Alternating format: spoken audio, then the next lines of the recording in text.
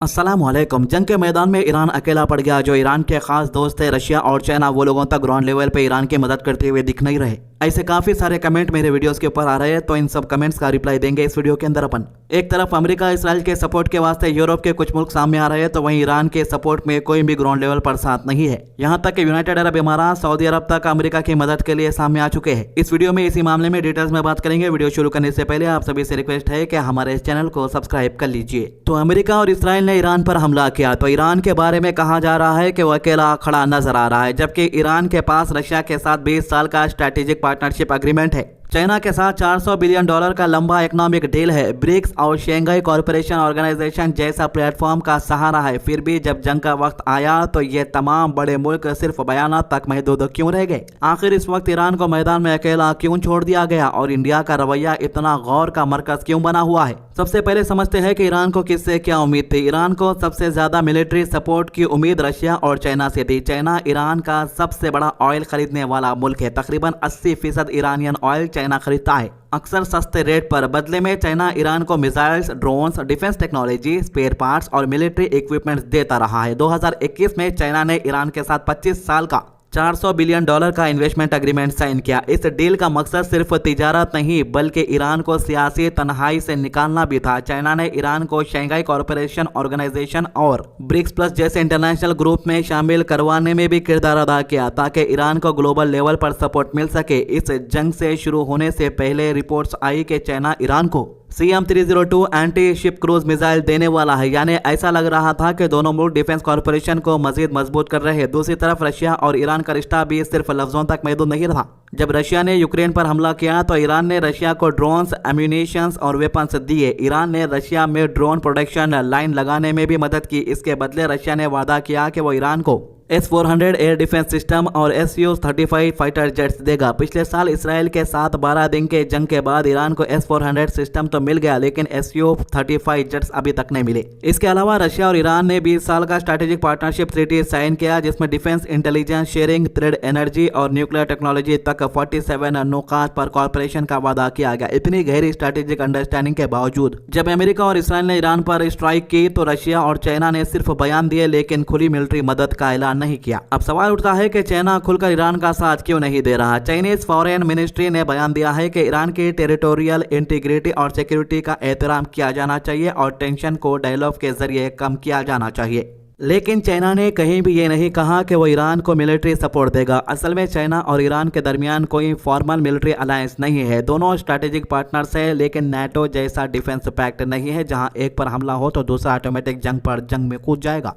China की अपनी priorities है, उसका तो फोकस अपनी इकोनॉमी पर है। चाइना चाहता है कि 2027 तक वो ताइवान का हवाले से अपने स्ट्रैटेजिक मकसद हासिल करे और 2035 तक दुनिया की सबसे बड़ी इकोनॉमिक बन जाए। चाइना की इकोनॉमी तकरीबन $19 ट्रिलियन की है और वो 5% के करीब ग्रो कर रही है। बीजिंग नहीं चाहता कि मिडिल ईस्ट में कोई ऐसा सूरत हाल पैदा हो जो मैरीटाइम थ्रेड को डिस्टर्ब करे, क्योंकि चाइना का बड़ा हिस्सा थ्रेड समुद्री रास्तों से होता है। अगर ईरान न्यूक्लियर कैपेबिलिटी हासिल कर लेता है या मिडिल ईस्ट और अनस्टेबल हो जाता है तो इसका सीधा असर चाइनीज थ्रेड और ऑयल सप्लाई पर पड़ेगा।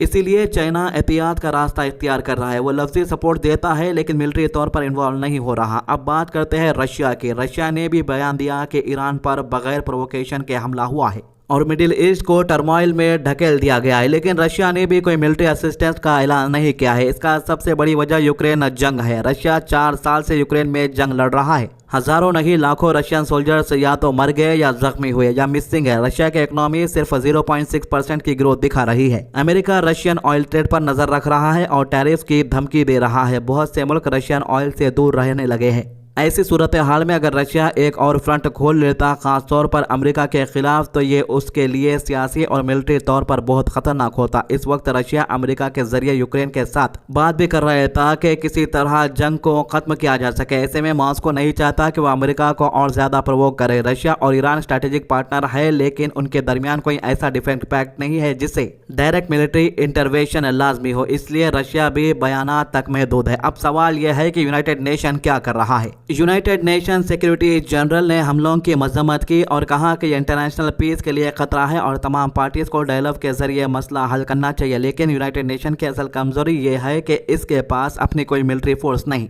यूनाइटेड नेशन चार्टर 1945 में इसलिए बनाया गया था ताकि वार्स को रोका जा सके। आर्टिकल 2/4 कहता है कि कोई मुल्क किसी दूसरे मुल्क की सोवरेनिटी पर हमला नहीं करेगा। आर्टिकल 51 सेल्फ डिफेंस का हक देता है, लेकिन जब पावरफुल मुल्क खुद कॉन्फ्लिक्ट का हिस्सा बन जाते हैं तो यूनाइटेड नेशन पार्टिकली कुछ नहीं कर सकता। सिक्योरिटी काउंसिल में अगर कोई रेजोल्यूशन आता भी है तो अमेरिका, रशिया या चाइना जैसे परमानेंट मेंबर अपना वेटो यूज कर सकते हैं। जनरल असेंबली की रेजोल्यूशन बिल्डिंग नहीं होती, सिर्फ मॉरल प्रेशर होता है। इसलिए अक्सर कहा जाता है कि यूनाइटेड नेशन एक टूथलेस टाइगर है। इंटरनेशनल लॉ तब तक काम करता है जब तक पावरफुल नेशन उसको फॉलो करना चाहे। अब बात करते हैं इंडिया की, जिसका रवैया बहुत गौर से देखा जा रहा है। इंडिया ने पहले दिन से ही रेस्ट्रेंट की अपील की है। मिनिस्ट्री ऑफ एक्सटर्नल अफेयर्स ने कहा है कि तमाम पार्टीज टेंशन कम करे और सिविलियंस की हिफाजत को तरजीह दे। एक्सटर्नल अफेयर्स मिनिस्ट्री ने यूनाइटेड अरब अमारात, सऊदी अरेबिया, इसराइल और ईरान के फॉरेन मिनिस्टर से बात की। प्राइम मिनिस्टर ने यूएई के प्रेसिडेंट और इसराइल का प्राइम मिनिस्टर से फोन पर बात की। इंडिया ने ना तो खुली हिमायत की, ना सख्त मजम्मत, बल्कि कंसर्न जाहिर किया और डायलॉग की बात कही। इंडिया का इंटरेस्ट ईरान में भी है। चाबहार पोर्ट में इंडिया ने इन्वेस्ट किया है। अगर ईरान में इंस्टेबिलिटी बढ़ती है तो इसका असर पूरे मिडिल ईस्ट पर पड़ेगा और इंडिया के एनर्जी और ट्रेड इंटरेस्ट पर भी। इंडिया एक बैलेंस की पॉलिसी फॉलो कर रहा है।